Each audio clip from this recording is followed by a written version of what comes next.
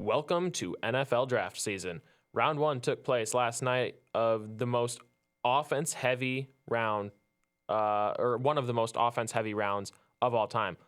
And of course, as it does every year, much of the talk surrounding the draft is around who's going to go first, who's going to be that number one overall pick, and then who's going to be right behind, competing for that number one pick, but ultimately doesn't end up getting it. And now, in recent history, these have been quarterbacks, generally considered to be the leaders of teams and the most influential to the results of a game. But I raised the question, how many of these number one overall picks at quarterback have driven their teams to higher win totals at the end of the year consistently? That means year in and year out. Maybe drafting a quarterback early isn't all it's cracked up to be. Stylistic differences between the collegiate game and the NFL are a significant factor. Teams drafting quarterbacks because of the supposed high influence, when in reality, what they need to do is bolster other places like their offensive line or their receiving core, and the inflated ego that comes with being drafted number one, all are going to impact the team's performance. And at the end of the day, who you draft is about creating the biggest change in wins above replacement, not just picking the most talented athlete remaining in the selection pool. The more successful teams have a better grip on this, while we see the perpetual bottom feeders never seem to learn this lesson. Today is Friday, April 26th. I'm Matt Menson, and welcome to the Cornfield Sports Pod. As always, on my left is the man, the myth, the very pale blonde, Blake Peterson. Well, you can't really see the blonde because the hat. So, but you still can. You could see right through it. You still can. Yes. But yeah, let's talk about this NFL draft here real quick. Round one is in the books. That was last night. First overall, Caleb Williams. I have opinions on this. I'm sure you do too. But I want to hear yours first. I'm kind of on the fence about like, is he actually overhyped? You're on the fence about it? Am I supposed to be on the fence? Well, I assumed you would have had a little bit more definitive of opinion because seemingly everybody and their mother does. I certainly have my opinion, and I don't think he should have even been in the top 3 rounds of the NFL draft, let alone the first overall. I think he's probably the most egotistical player that I've ever seen coming into the NFL draft. This is a guy that he was saying months before he was drafted, like back during the previous college season, he was saying that if he goes to the Bears, he wanted a stake in the ownership of the team. Yeah, no. That's not going to happen. That's never going to happen to any drafted rookie. But also the kind of ego that it takes to ask that. I made the point earlier. Ego tends to happen to these high drafted quarterbacks. But to ask for a share of the team in which drafts you, you're only hurting yourself. You're only hurting yourself, but you're making it brutally obvious to everyone else on the team that you think you are better than them. And that is horrible for locker room environment. You're not going to build teamwork that way. You're going to destroy teamwork that way. And Caleb Williams might end up being the guy that destroys the Bears when they're finally on the upswing after last year. Their defense got a lot better when they added Montez Sweat to their roster, and now they're gonna get a guy in the locker room who's gonna destroy all the camaraderie in there. It's just gonna destroy like all self-esteem. But the drama that surrounds Caleb Williams, between all the stuff with Williams and his dad, and the thing with Caleb Williams painting his nails or something like that, which if you ask me should disqualify you from winning the Heisman Trophy, by the way. That's not the most relevant point. But again, I don't think Caleb Williams is that good of a quarterback. He only has 2 wins against ranked opponents in the last year. And what did he do before that? He was at Oklahoma. He was good as a freshman. And then as time went on, it seemed like his ego got the better of him and he stopped developing. So if he wasn't developing his last couple of years at USC, why should we believe that he's going to develop at all in the NFL? See, I don't see any reason to believe that. I think Caleb Williams is going to be a complete and utter bust and probably benched before the end of the season. Week 8, probably at the earliest, but it would shock me if by, week 15, 16, he has not been benched in favor of somebody else. Whether that looks like the Bears just putting in, you're the next guy on the depth chart, or whether they try to make a trade to get somebody else to replace him.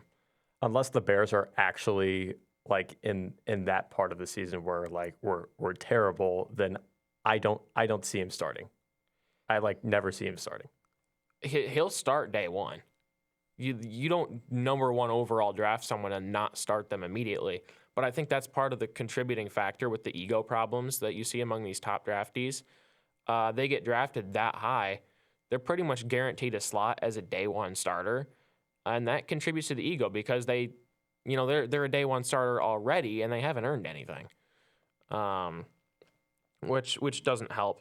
Now I think the Bears with their with the other pick that they had in the first round, because they did have 2 picks in the first round. They got wide receiver Rome Odunze out of Washington. He was the 9 overall pick and the 3rd wide receiver behind Malik Neighbors and Marvin Harrison Jr. This, I think, was an excellent pick. This one makes a lot more sense to me because this is filling in gaps. This is that improving your wins above replacement thing that I was talking about in the opening monologue. The wide receiver spot is where you had probably the least wins above replacement and the most to gain if you're Chicago. So getting a really good receiver like Rome Odunze, who's, the style that Washington played with Michael Penix Jr. in the pocket was, I think, a good system for offensive players to transition to the pro game. These quarterback run type offenses, lots of read options type of stuff. I don't think that translates very well to the pro game because those are the guys that get injured in week 3 of their rookie year and then never really recover. But Washington doesn't seem like the place where that's going to happen. I think Rome Odunze has been fairly well developed to be ready for the pro game. Does that mean he's going to be wide receiver 1 on day 1? No, I don't think that's going to be the case. But do I think he could be by the end of the season? Potentially. Rome Odunze is a talented guy. I certainly think he's one of the best in this year's pool. He was the 3rd wide receiver taken, and that's about where I would have him landing at because I don't think he's better than Neighbors or Harrison. But aside from that, I mean, you got any other opinions on that? I mean, he was taken 9th overall too. So no, I'd say filling in the gaps is like the move to make, like especially this early. See, now if I was Chicago, that number 1 pick, you can trade that number 1 pick though, and that's what I thought they should have done because they didn't need a quarterback, and it's always quarterbacks that go at number 1. So I didn't really have to worry about losing a high value pick that they really, really needed. Someone of super high value at a position that they really, really needed. Because wide receiver is where they needed to expand on the most. So, say they're able to trade that pick, they can still use the number 9 potentially to get a Dunze. But, if they're able to get a suite of other picks later on, maybe they would have been able to get a guy like, I don't know, Xavier Legette or something like that. Maybe Xavier Worthy. I don't think that they're going to be able to get all the way up to Marvin Harrison Jr. or Malik Neighbors. And Rome Odunze would still be the best wide receiver that they'd be able to get out of the field for that. But potentially getting another high ranking receiver a little bit later on in the first round or very early in the second round tonight would have been the move for Chicago. Yeah. All right, let's go to let's talk about the Vikings here. They had the next slate of picks among the teams we cover here, and I like the picks that they made. Mm-hmm. I very much like the picks that they made. Weren't they projected to do not so good in the draft, in terms of picks, and then they just come Projecting out with anything for the Vikings is a futile endeavor because the Vikings are among the least predictable at anything in any category of anything on the planet. Like, if you assume that the Vikings are going to do something, you can be reasonably certain that that's not what they're going to do. But as soon as you assume that it's reasonably certain they're not going to do it, it makes it possible that they're going to do it again. Like, the Vikings are weird like that. But nonetheless, first round, they picked J.J. McCarthy, quarterback out of Michigan, 10th overall. He was the 5th QB taken. QBs went fast in this draft. That's why I was going so hard about QBs in that opening monologue. Is it's just weird, and it hasn't worked before. Why are we going harder at it now? Like, it's escalation of commitment. But I actually like the pick of J.J. McCarthy for the Vikings. Again, he's one of those quarterbacks that I think actually can translate well to the pro game. Now, he would be, if I was going to pick quarterbacks in this draft that I thought would be successful in the NFL, McCarthy would not be the top of the quarterbacks that I would pick. I would have Michael Penix Jr. and Bo Nix above J.J. McCarthy. But I do think J.J. McCarthy can do well. I think he would do better if he was somewhere that he could develop a couple years behind an elite quarterback. I know one of the things that we talked about as a potential possibility was the Chargers maybe taking him and then having him sit behind Justin Herbert for a couple years, and then potentially trading Justin Herbert in a couple years or releasing him from contract or whatever. I don't remember when his contract is up, but that would save them a lot of salary cap space. But I think J.J. McCarthy's style of play will translate well to the pro game. He can sit in the pocket and pass, but move if necessary, which is what you want. You're not looking for a guy that's looking to run the ball from the pocket. You don't want that. So guys like Caleb Williams, I don't think he's going to be successful at all. Jaden Daniels, he can gunsling too. He likes to run the ball, but he can gunsling. Now, he got stuck at the Commanders, so good luck to him. I think he could be a lot more successful at other places, but he, again, got stuck with the Commanders, so I think that he kind of got he kind of drew the short stick there. But yeah, it's like Williams and Daniels. I can't see them being all that successful in the NFL, but Penix or Nix or McCarthy, yeah, I can see it. It makes sense to me. And then with the 17 overall pick, the Vikings, I like this pick because have I mentioned on the show before that you can recall? I like picking tight ends early. If I can remember, I think so.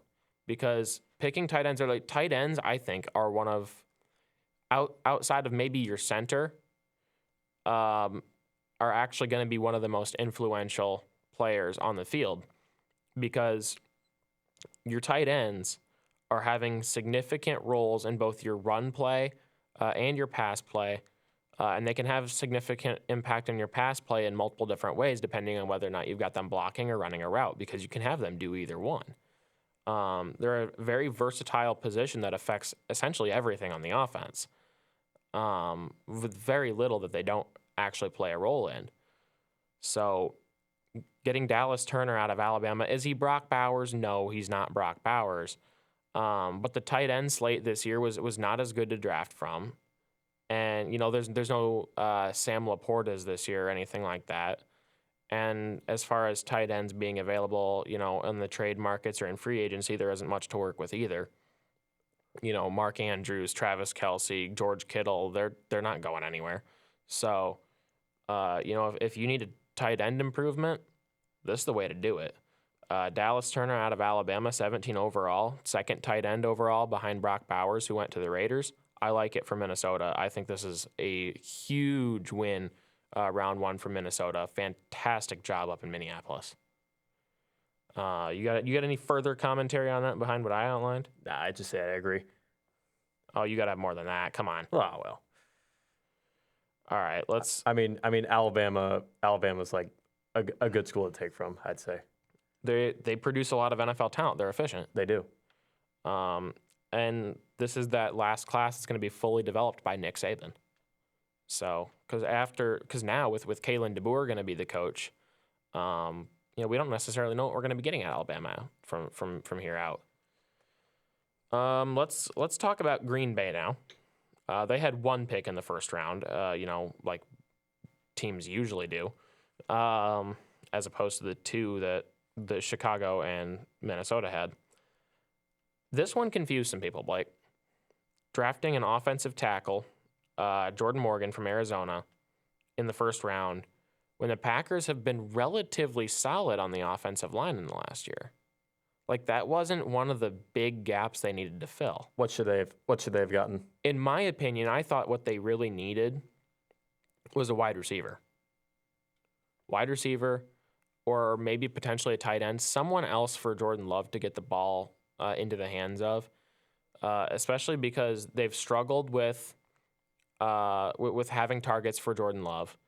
And I think if you want to go outside the offensive side of the ball, it certainly would make sense for them to also improve the secondary as well.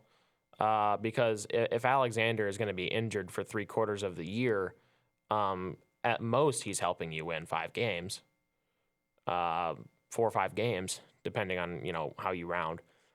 Because 17-game season, 3/4, math doesn't exactly equate to an exact number of games, but that's kind of where we're at. The Green Bay defense could use some improvement in the secondary. They need better pass coverage, but drafting an offensive tackle, I don't see the need for it. And he's 25th overall.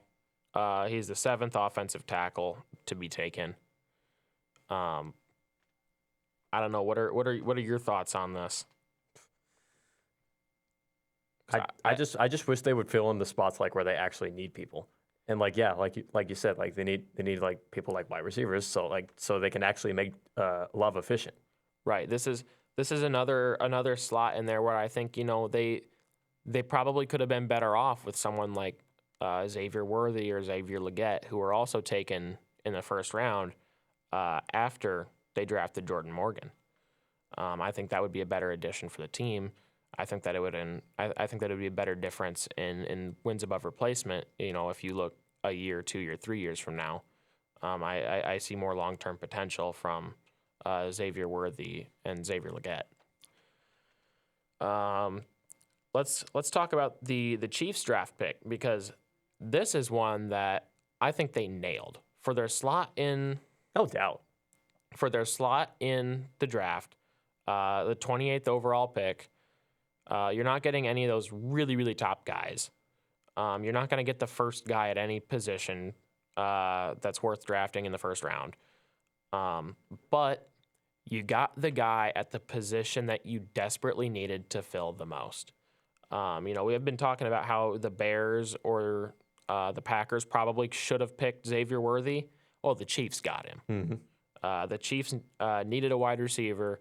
The Chiefs' wide receiver, the receiving core has been the weakest position on the Chiefs consistently for the last year and a half or so. Kadarius Toney is not all he's cracked up to be. We've seen he has problems with drops. And then the situation with Rashee Rice, we don't really know how that's going to pan out right now. There's a lot of unknown variables with that. So bolstering that receiving core and giving Patrick Mahomes another target and helping to take some of the pressure off of Travis Kelce and draw defenders away from him. That's exactly what the Chiefs needed to do, and that's what they did. Fifth wide receiver taken, 28th overall. Good on the Chiefs. You did exactly what you were supposed to in round 1 of the draft. Yeah. Let's keep talking about football for a minute. Iowa State football, a little bit of stuff to talk about. Not a ton. Spring game, you were not able to be there. You had some other convention you had to go to. I was there. I initially hadn't planned on it, but nonetheless, I did make it. Defense looked great. Offense, yeah, I saw the score. Well, the scoring was kind of arbitrary. Yeah, I know. But in practice, the offense. Now, granted, first team offense did not really play. It's just down the depth chart. Arranging your depth chart, competing for spots, et cetera, et cetera. But that down on the depth chart, they were able to get some explosive plays out of our offense every now and then. But aside from the occasional explosive play, they struggled to get yards. They struggled to get first downs. It really wasn't going anywhere. And it just looks like the offense doesn't have a ton of depth behind those first teamers.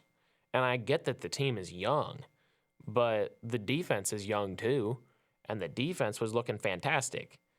Now, granted, the silver lining of this is that the offense, it's going to be easier to move the ball against pretty much any other Big 12 defense than ours. Now, granted, that may not be the case necessarily with Arizona entering the league. We're going to have a new talent coming into the league here in Arizona. That team down in Tucson, they're good. So the team in Tucson, that's got a nice ring to it. I'm going to have to keep referring to them as that. The team in Tucson. I do team like in that. Tucson. But yeah, that's how that's going to go. What else? Ireland. That came out of nowhere for us. Yeah. This will be an interesting one. K-State though. So it's going to be corn versus wheat versus potatoes. Corn versus wheat in the middle of a bunch of potatoes. Yes. Corn versus wheat in a potato field. But yeah, Iowa State will be playing against Kansas State in Ireland at Aviva Stadium. That's in Dublin. In week 0 of the 2025 football season. It'll be the first time since 1997 that Iowa State has played a conference game to open the season. It's been a hot minute. Yeah, and we've never played outside of the country. Right. This is our very first time playing internationally. And that 1997 was the last time that when we played conference opponent week 1. That was only the 3rd year of the Big 12. So it has been a hot minute. Mm-hmm. But I think it's going to be interesting. It will get Farmageddon on a broad national spotlight. It got on a broad national spotlight last year with Snowmageddon. So I like what this is doing. It's giving the game publicity where if there is any chance at all of Farmageddon being saved before 2027 when it's supposed to get canned, this is the way it's going to have to happen is, by getting engagement with this game and creating popular demand for it. Is it ever going to be, the game? Is it ever going to be the Iron Bowl? No, it's not. But it's creating national attention, on a little bit more of a consistent basis now. And I'm liking that. It was one of the most watched games of the entire season last year. So it's a really good spot to be in, for both teams, but, especially for the fans of the teams who want this game to continue, this rivalry that's been going unstopped for over a century, and we don't want to see it end. Well, this is what's going to garner the support to protect the rivalry. And maybe rewrite the schedule so that it doesn't look like ChatGPT made it. Keep going on that, like ChatGPT. Well, it's a fair point. Yeah, it is a fair point. And if it doesn't work, then we tried. Well, it's obviously not going to work because when you don't protect rivalries, every team should have at least one protected rivalry in conference. I think it's absolutely ridiculous that there were 4 games that were given special privilege. That's 8 teams that are getting protected rivalries. And aside from that, the rest of the conference, the other 8 teams, were told, no, you don't get protected anything. You don't get to have that kind of tradition inside the Big 12 conference. You know how much I miss this talk. This is the good stuff, though. It is. That kind of game. Farmageddon would be a great one. But again, we discussed this during football season. You put the new Big 12 into 4 pods of 4 teams each. Every single team can have not just 1, but 3 protected rivalry games and play every single team home and away every 4 years. So if you stay your 4 years at your institution, you're going to get to play every team twice, home and away. And that's the way, in my opinion, that it should be. So that's how that's going to go. Back to Iowa State and the NFL draft simultaneously. There have not yet been any safeties drafted, which means TJ Tampa is still available to be drafted after round 1 of the NFL, of the NFL draft. It also means that Cooper DeJean from the team out east hasn't been drafted yet either, and the fireworks on Twitter right now between the two fan bases is kind of amazing. Arguing over who's going to go first, and you know that debate's going to end tonight, and we'll see who ends up winning it. To be honest, I have no idea. They're both fantastic talents. Then I also see Nebraska in there too. Yeah, I don't even have an explanation for that. I don't. I have no explanation whatsoever for that. Spring volleyball. Got a lot on spring volleyball. I have a lot. This is kind of my observations from the entire spring volleyball season. Spring volleyball season has concluded, finished with that 3-2 win at University of Nebraska Omaha a week ago. But yeah, this is my long list of observations here. First of all, Coach Christie nailed the transfer portal.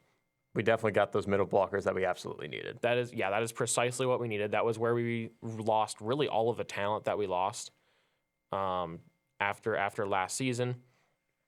Jordan Hopp and Alexis Engelbrecht, they'd both been here for 4 years. They weren't going to be here anymore. Now they decided to enter the transfer portal as graduate students. If someone wants to be a grad student, we've talked about this before. Like academics is going to play a pretty big role in that. Sometimes you don't want to go to grad school at the same place that you went to your undergrad. Nothing wrong with that. So Jordan's going to be at Penn State. Lex is going to be at North Carolina, but that leaves the middle blocker position to fill on the roster. And Coach Christie got Tierney Jackson out of West Virginia and Amiri Hendricks Walker out of South Florida. And I think that they are going to deliver for this team. I was very impressed with them during the spring season, especially Amiri. Amiri's defense was blowing my mind, how well she was able to get blocks, especially against University of Nebraska Omaha. She can block really, really well. And I'm thinking that because of that, especially with she reminds me a lot of Lex's blocking ability. Lex was a really good defensive blocker, and that's kind of what I'm seeing out of Amiri as well. Although I think maybe Amiri might be able to top some of Lex's season totals because Amiri was really, really looking solid during that spring season. And if I had to guess, probably gets one of the starting spots in the fall. We did not see Maya Duckworth or Pam McCune play during the spring season at all. Now, we've seen from the last couple years what these two are capable of delivering to the team. No worries. Maya's our best hitter. Arguably, I think you could also make the argument that Nayeli is our best hitter. They're certainly competing for it. They're both really, really good. So no need to worry for them not being on the court in spring ball. Nayeli didn't play at UNO either. She was in the boot and then also had a finger brace on. So she's the same foot problems that's been bugging her since fall. Still bugging her a little bit. And then dislocated finger was why she had the finger brace on. But she should be ready to go in the fall. Not any crazy worries there. The libero position. This one's going to be fun to watch in the fall. This is going to be a lot of fun to watch in the fall, this libero slot. Because remind me again, we could have two now? No, that's the pro game. Unless that was one of the rule changes where you can dress two liberos. But I can't remember entirely. Even if that is the case, you can still only play one libero per set, so it doesn't really matter. Yeah. But the competition at this spot between Brooke Stonestreet and Paula Kreschlak, They're clearly pushing each other. They're very clearly developing each other. Anytime a significant period of time passes and you watch either of these two play, they look much better than they did the last time you have watched them. So, spring ball, end of fall season to spring season, both of them look like they're playing even better than they were in the fall. And if you look at like the end of the regular season in the fall as opposed to the beginning of the regular season, again, both of them I think were playing better at the end of the fall than they were at the beginning of the fall. They're pushing each other. Having these two on the court is going to be a nightmare for other teams' hitters. Because especially if you've got one of them on the floor as a libero and the other one on the floor as a DS, that's going to make hitting to the middle very difficult for other teams because either one of them can reasonably get there and defend it. But if you're able to put both of them on, then that means the pin hit to the edge is not going to be particularly weak on either side, which is going to make that defense a lot better for Iowa State. And that's one of the things where when our defense is on, it's on. So I think that puts us in a really, really good spot on defense going into the fall volleyball season. And the last thing that I want to get to for spring volleyball, super obvious development from our outside hitters over the course of the spring season, being able to see how they've grown over the winter season, and it gets me excited for how much more they're going to develop over the summer. But the ones that I'm seeing the most change from right now are Faith Durandi and Kirsten Schmidt.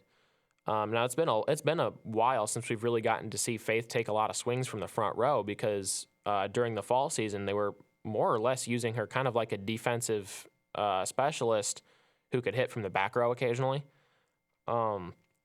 But Faith's swing was the best I've seen it yet. It's stronger. She's getting the ball down faster. The direction is more difficult to predict. It's harder to tell if she's going to go cross court or going to go down the line. And when it's harder to tell, then it's hard for defenses to get the jump on it, and the ball gets down to the floor more often. She was doing a really good job in that game against Omaha, and like if the improvement continues over the course of the summer, our hitter slot is going to be really, really deep. And I think it's going to be really deep anyway. When you've already got the combination of Nayeli and Maya and Lily, and Kirsten, who I'm going to talk about in a minute. But you throw Faith into that mix. You got middles right now that can play. It's looking good for Iowa State right now. I love the development that this team is having. I love the depth that they're having. But that's one of the things too. And with Kirsten, the thing that I'm seeing more of is consistency, and I like it because it's more consistently good.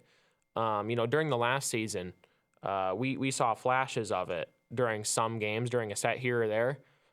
We kept, anytime we got into a fourth set of a game, we're just like, all right, it's time for fourth set Kirsten to show up, because she'd always play really good in the fourth set of a game for some reason. I don't know why that was. We also had fifth set Maya Duckworth. Fifth set Maya was something else. That's just angry Maya. That's just angry Maya. And angry Maya just like goes off. Angry Maya is a guaranteed kill every time. But yeah, we saw flashes of it from Kirsten at certain times in the fall. But she was playing at that level for pretty much the full 5 sets against Omaha. So being able to sustain that, and we saw some of it in the spring tournament too, which was, goodness, almost a month ago now. But yeah, that was that kind of consistency, to have that in your team's depth. We're looking to have a really good season from the offensive perspective, from those outside hitters being able to get that pin hit. So I really like the spot that we're in right now. Same. As we enter the summer and more development and preparation for the fall volleyball season.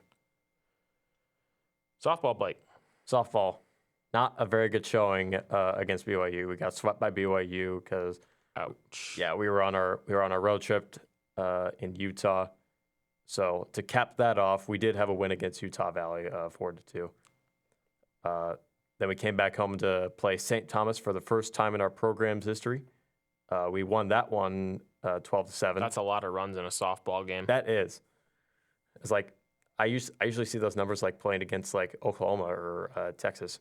And it's usually one directional, not two directional. Yeah, exactly. That's Oklahoma, Texas playing, and the score is like 13-0, and you run, and then it's run rule after the fifth inning type of thing. I know. But 12-7 is kind of wild. Yeah. Speaking of Texas, we'll play at number 1 Texas this weekend. This will be our very last showing, Iowa State's very last showing on the Poverty Longhorn Network. Good riddance. Good riddance. Good riddance. And for me, even having access to that channel, I will enjoy its final moments come June 30th, if that's when it is. Rest in pieces. I'm not sure when it is, but I will be there for it. As of now, still with Cyclone softball.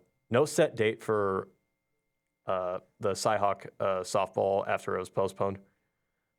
Yeah, that's. We want to see it happen, but because it's not a conference game at this point, there's no guarantees. I know, and the team out east already took the series, so like I wonder if that'll factor into. If I highly doubt that will factor in. Because that's generally not relevant. How other sports are generally not relevant to what you're scheduling for one sport, unless you're like it's basketball and wrestling or something like that, and you're using the same facilities, and you have to schedule around each other. But something like this, no, that's not going to affect that. Yeah, we need one more Jep at the team out east this year. We do. But maybe that comes in TJ Tampa getting drafted ahead of Cooper DeJean. That's what I want to see. Yeah, maybe. We'll probably find out tonight. So let's talk NBA real quick. As we get into the playoffs, we are in the middle of round 1 here. Timberwolves. You want to go over the last week here for me, Blake? Yeah, sure. Let's dive into it. They had wins versus the Suns. Their first 2 games. Saturday 120 to 95, and then Tuesday 105 to 93. I saw Ant-Man show out a lot. He was the high scorer of the first game, and he had a great number of. I mean, he is their primary offensive firepower. Yeah. I mean, like Cat and Gobert can go off on offense too, but like defense is the calling card for the Timberwolves, and they won both games with defense. Now that Saturday opener against the Suns, the offense showed up too. If you're gonna beat the team by 25, but scoring 105 won't win you most games. But if you're the Timberwolves, it will, because you're holding the other teams below 100 points. And that's a good spot for them to be in right now. Mm-hmm. Naz Reid, 6th man of the year for the NBA. Now, he was undrafted. Yeah. He was an undrafted player. That's pretty nuts. It's third to ever happen. It is the third undrafted player to win the award. Yeah. The first 2 were back in the 90s. So it's been a hot minute then. If it's been over 30 years then, or maybe not necessarily over 30 years, but it's around that mark. Yeah. Upcoming for the Timberwolves, they're going to keep playing against the Suns. They'll be at the Suns tonight. That'll be on ESPN. Sunday they'll play the Suns. That will be on TNT. And if necessary, they will continue that series against the Suns on Tuesday, assuming they don't sweep the series. Milwaukee Bucks. Blake? Bucks had a win on Sunday and a loss on Tuesday versus Indiana Pacers. Win was 109 to 94, and then they lost 125-108 the next one. Damian Lillard had pretty consistent showing for both games, with 30-plus points. So, I mean, that's Dame time though. It is. His entire game is offense. He is not a defensive guy. He's not going to hold his assignment to a low number of points generally. Now, granted, since they hired Doc Rivers as their coach. Their defense has gotten better. That's been a recurring theme over the course of the year. But I mean, are the Bucks consistently going to be good at? The Bucks have not been consistent really at anything. And if you look at the scoring here, their offense scored about the same number here in both of these games, 109 in the first one and 108 in the second one. But the defense was the difference. First one they held the Pacers to 94. The second time they allowed 125. So that's a 31-point swing. Yeah, not consistent.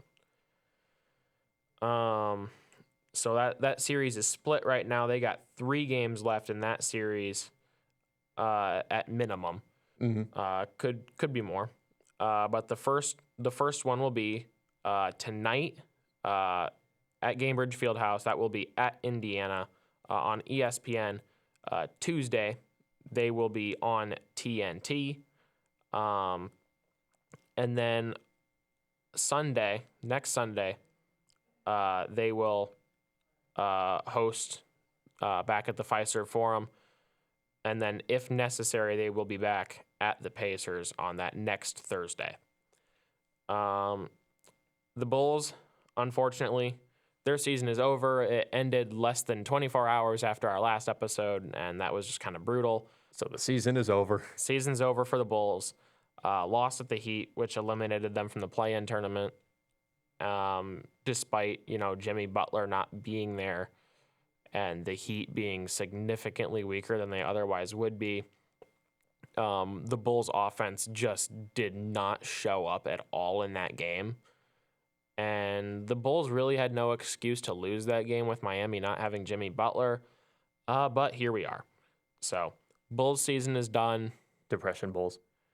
Perpetually mid. That's about how that is. Nothing to cover for our teams in NHL this week. Let's talk some baseball. Let's start with the Minnesota Twins as usual. They are now 11-13.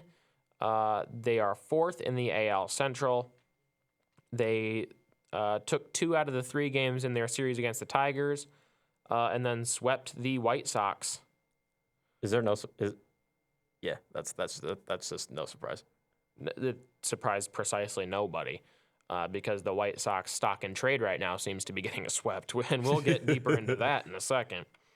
I just love when we give the White Sox just that tiny glimpse of hope, and then we just give them a 2-run lead early.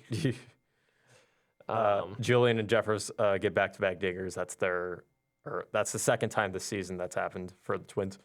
And which ended up resulting in the Twins getting 6 consecutive runs and putting it away over the White Sox. Yeah. So the Twins' record now looks significantly better than it did a week ago. You want to add five wins and only 1 loss? Yeah, I'll take it. Next up, they'll be taking a trip to Anaheim to play the Angels.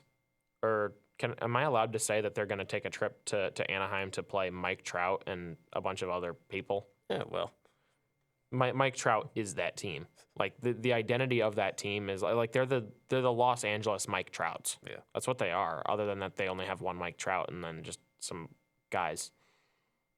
That is what it is.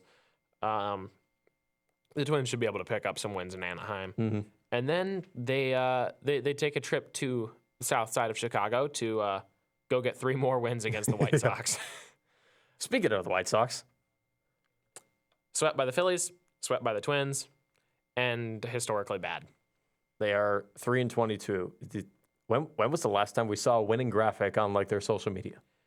It's been a hot minute. You want to ramble for a second, and while I go on ESPN and find this actual date on this? This is not a serious team.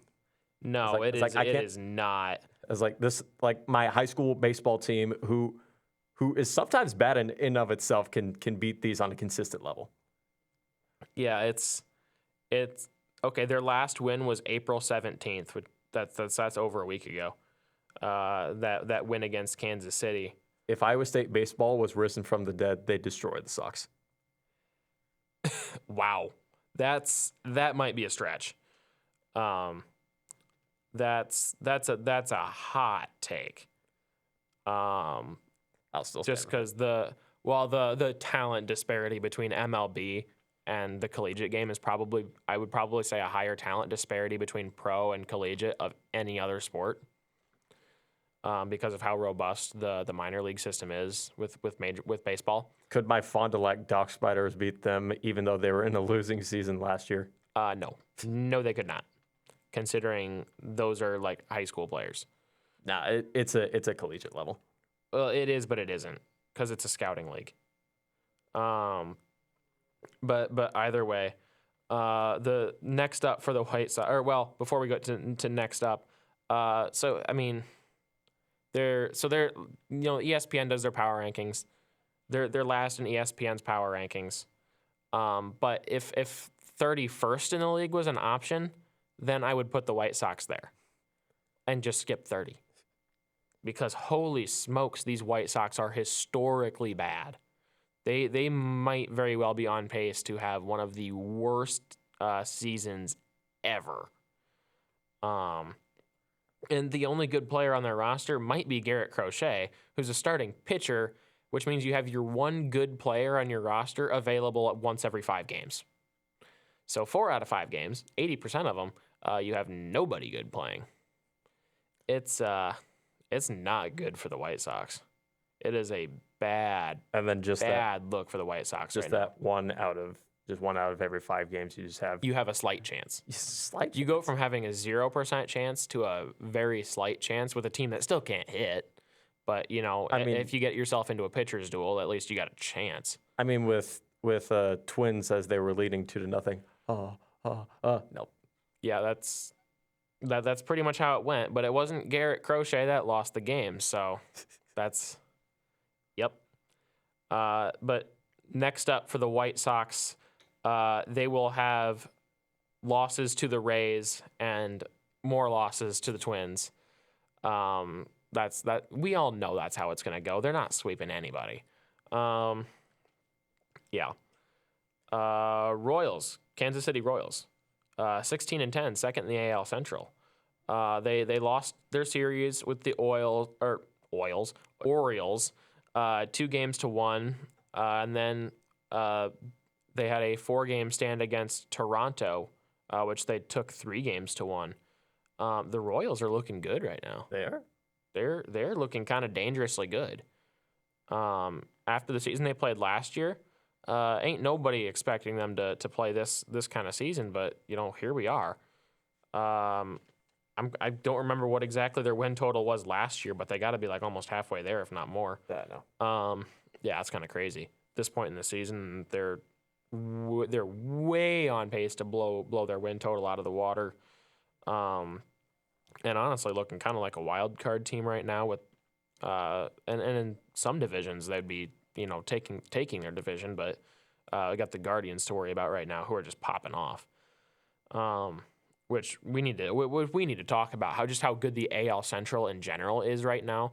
After how much of a disaster it was last year. The Twins were decent last year, and they easily won the AL Central. The AL Central was bad last year. The White Sox, Royals, and Tigers were all a joke. Now, the Guardians, Royals, and Tigers all have winning records. And in some cases, high margin winning records too. If you look at the Royals and again the Guardians and the Tigers, they're winning consistently more often than they're losing. It's the AL Central looks a lot stronger. And it's making life tougher for the Twins because the Twins honestly don't look that much in terms of games played outside the league. They're not looking that much worse aside from the fact that they can't hit a baseball, but that basically just looks like April of last year too. But the AL Central right now, huge improvement.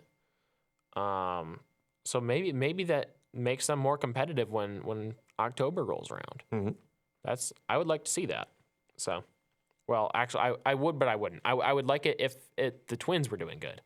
I don't care to see the Tigers go win a World Series or something like that. Nah, me neither. I don't care to see that. and I don't have to worry about the dreaded White Sox. You know, they're not going to the playoffs anytime soon. They're eliminated from playoff contention week 1. Basically, they were basically eliminated from playoff contention during spring training. Well, actually, probably before that, they were probably eliminated from playoff contention by last year's trade deadline. Oh gosh. Yeah, they're in a rough spot.